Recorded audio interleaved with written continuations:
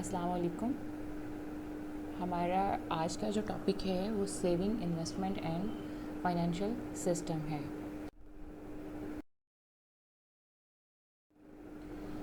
The financial system. The financial system consists of the group of institutions in the economy that helps to match one person's saving with another person's investment.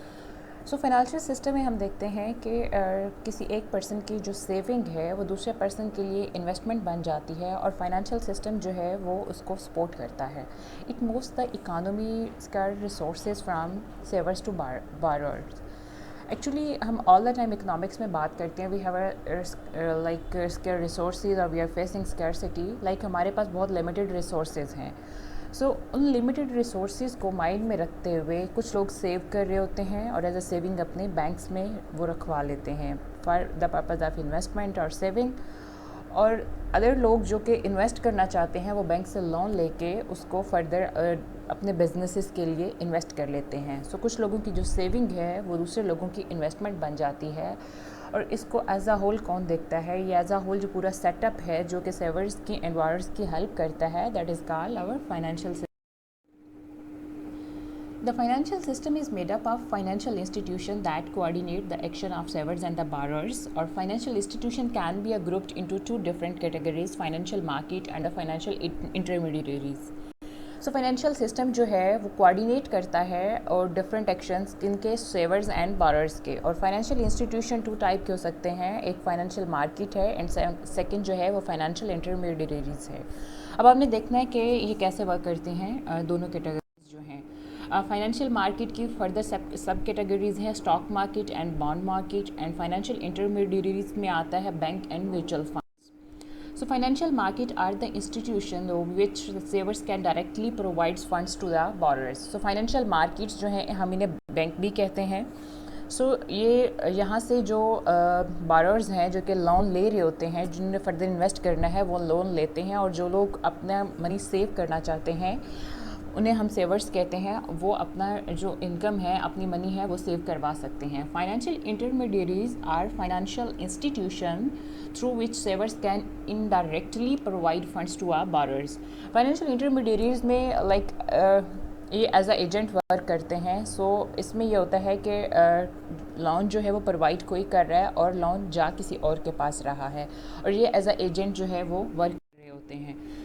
Bond market क्या है? A bond is a certificate of indebtedness that specifies obligation of the borrowers to the holder of the bond. Bond जो है एक certificate होता है, like money से related होता है। इसके ऊपर कुछ स्पेसिफिक अमाउंट होती है जो कि ये होल्ड करता है। इसकी कुछ ऑब्लिगेशन होती है, कुछ रूल्स, कुछ कंडीशन होती हैं जो कि किसको, होल्डर को फुलफ़िल करनी पड़ती हैं to the borrowers.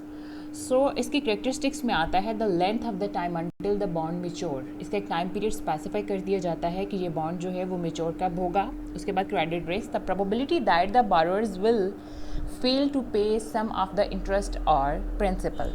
Credit risk होता है कि ये इस टाइम पे जो है वो इसने जो इंटरेस्ट है जब लाइक मेच्योर होगा बॉन्ड, तो इस टाइम का जो इंटरेस्ट है वो पे कर पाएगा या नहीं कर पाएगा, ये अनसर्टेनिटी होती है।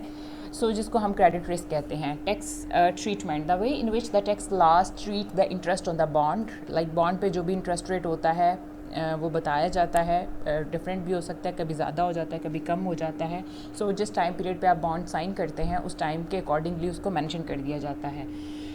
Municipal bonds are the federal tax exempt etcetera. जो म्यूनसिपल बॉन्ड्स होते हैं फेडरल टैक्स के वो एग्जाम्प्ट होते हैं। द स्टॉक मार्केट क्या होती है? Stock represents a claim to partial ownership in the firm and is there for a claim to the profits that the firm market. Stock basically होता है कि लाइक ये पार्शियल ऑनरशिप होती है, completely ownership नहीं होती किसी भी फर्म की।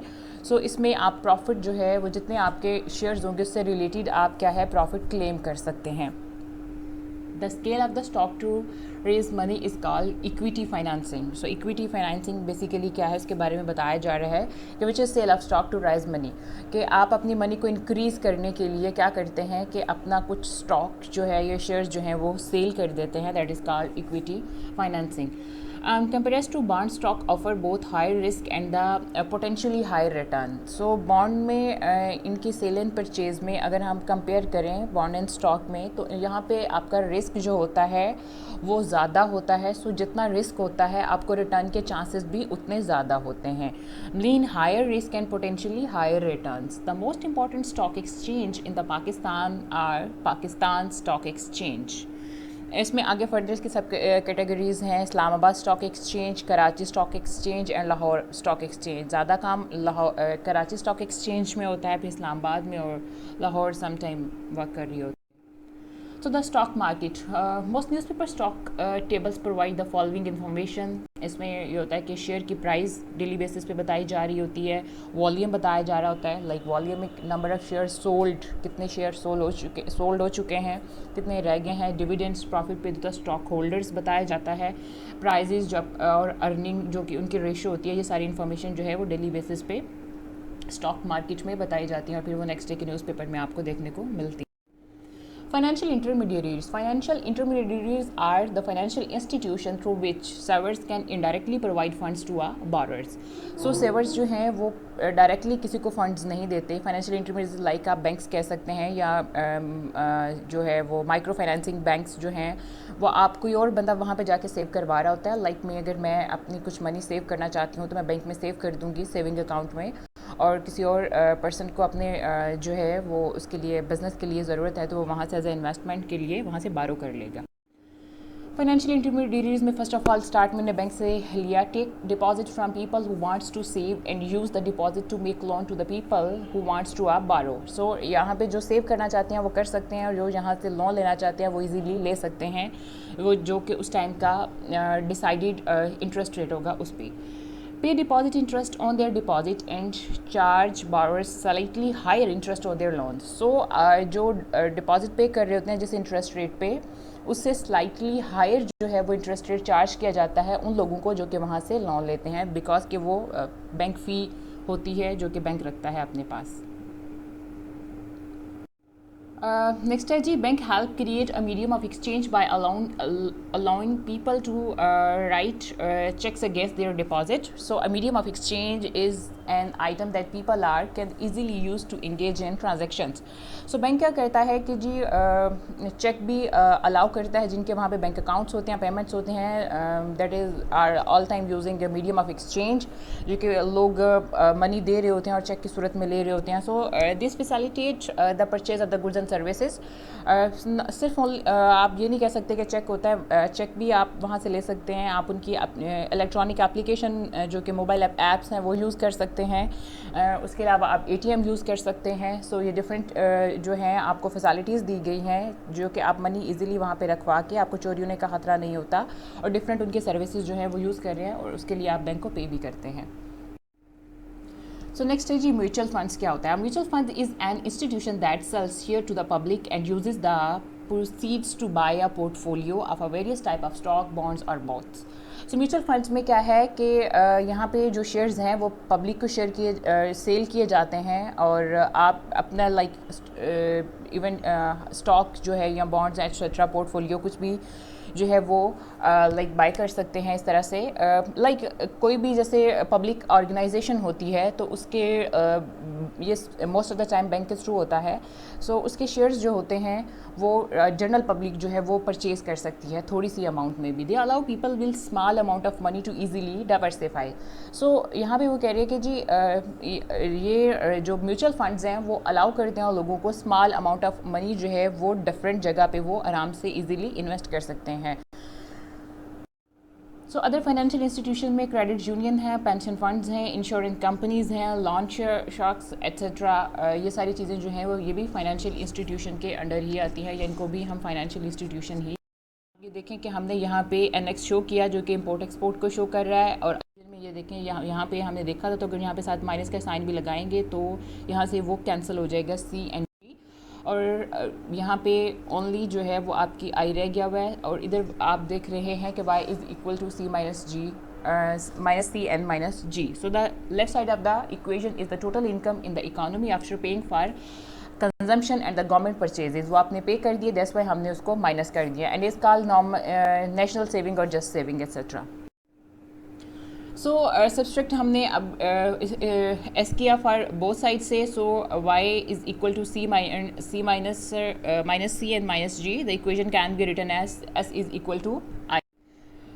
अब आप इसको प्रैक्टिकली सॉल्व करके देखेंगे तो वो आपको इजीली समझ आ जाएगी. सो अगर आप इन्वेस्टमेंट देखेंगे वो किसके इक्वल है, जो कि हमने एज अ होल इक्वेशन जो थी आई की वो किसके इक्वल कर दी थी, Y minus C minus ji.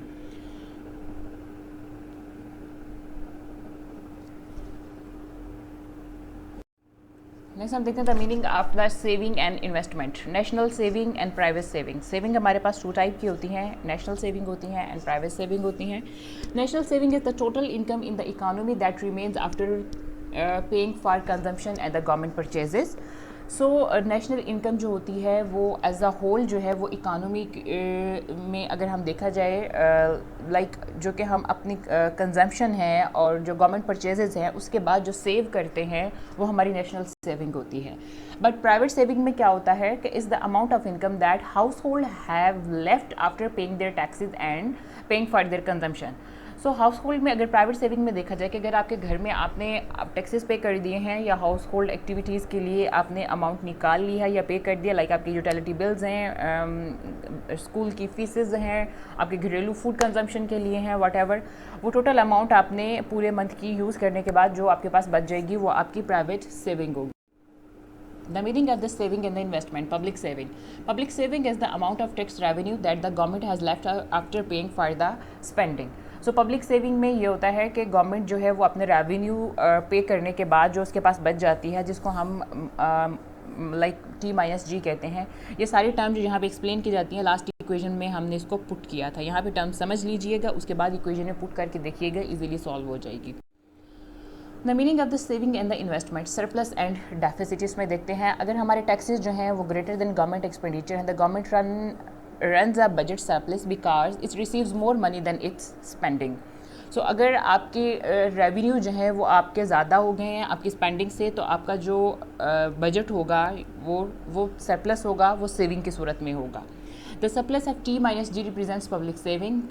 If आपके government expenditure greater than taxes, the government runs a budget deficit. Because के गवर्नमेंट एक्सपेंडिचर ज़्यादा हो गया, टैक्सेस बेसिकली हम एज अ रेवेन्यू कंसीडर करते हैं गवर्नमेंट में. सो अब आपके रेवेन्यू कम है और आपके एक्सपेंडिचर ज़्यादा हो गए हैं, तो इट मीन्स कि आपका बजट माइनस में चला गया है, तो अब आप उसको डेफिसिट बजट कह सकते हैं. The meaning of saving and investment. For the economy as a whole, saving must be equal to investment. So किसी भी इकोनॉमी की स्पेशली गवर्नमेंट की जो आपकी है सेविंग जो है वो आपकी इन्वेस्टमेंट के इक्वल होनी चाहिए. The market for loanable funds. Financial markets coordinate the economy's saving and investment in the market for loanable funds, etc. So the market for loanable funds is the market in which those who want to save supply funds and those who wants to borrow to invest demand funds.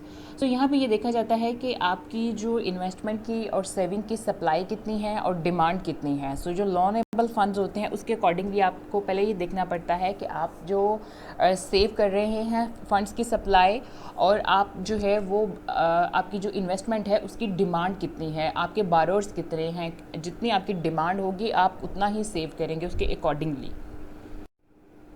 Loanable funds refer to all income that people have chosen to save and lend out rather than use for their own consumption. So loanable funds में हम सिर्फ वही उन्हीं funds के बारे में बात करते हैं इस मार्केट में जो कि सेव किए जाते हैं लैंड आउट करने के लिए, जो कि बारोर्स डिमांड करते हैं. पर्सनल कंजम्पशन के लिए, पर्सनल यूजेस के लिए जो फंड्स हैं उसको हम कंसीडर नहीं करते. Supply and demand for loanable funds. Government policies that affect saving and the investment. So taxes and saving, taxes and investment and government budget deficit etc. जो है ये सारी आपकी गवर्नमेंट की पॉलिसीज़ में आती हैं और ये गवर्नमेंट पॉलिसीज़ बनाती है कि इनका रेट्स कितने होने चाहिए और आपके जो फाइनेंशियल इंस्टीट्यूशंस हैं उसको फॉलो करते हैं. वेल समरी में देखते हैं जी जो चीज़ें हमने पीछे पढ़ी हैं उसका एक क्विक ओवरव्यू है। The Pak financial system is made up of financial institution such as the bond market, the stock market, bank and mutual fund etcetera. So Pakistan में ये फाइनेंशियल सिस्टम जो है इन्होंने ये डिफरेंट मार्केट्स बनाई हैं जो कि लोगों को डील करती हैं या लोगों से डील करती हैं। All these institution act to direct the resources of household who want to save some of their income into the hand of the household and the firm who want to borrow. So ये सारे institutions जो हैं क्या करते हैं कि जो लोग यहाँ पे अपनी सेविंग रखवाना चाहते हैं उनसे सेविंग लेके सेव कर देते हैं, और जो यहाँ से बारो करना चाहते हैं उनको जो है वो इन्वेस्टमेंट के लिए लोन दे देते हैं। National income according identities reveal some important relationship among macro economic variables. So last में हमने देखा कि जिसमें हमने कंजम्पशन देखी, इन्वेस्टमेंट देखी, गवर्नमेंट टैक्सेस देखे, नेट इंपोर्ट एक्सपोर्ट देखी, ये सारे जो है वो मैक्रो इकोनॉमिक वेरिएबल्स हैं। सो यहाँ पे जो है वो नेशनल इनकम अकाउंटिंग आइडेंटिटीज़ में इनका हम रोल देखते हैं, इनका रिलेशनशिप देखते हैं, ये कैसे वर्क करती हैं। In particular in a closed economy national saving must equal national investment.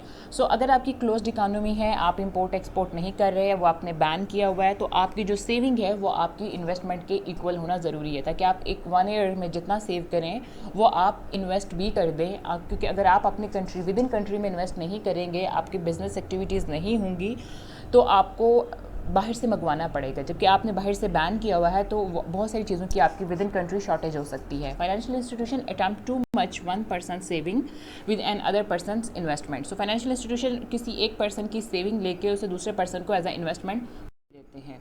So national saving equals private saving plus public saving. So national saving में आप देखते हैं national saving basically as a whole country की saving होती है। So वो आपकी private saving plus आपकी पब्लिक सेविंग होती है।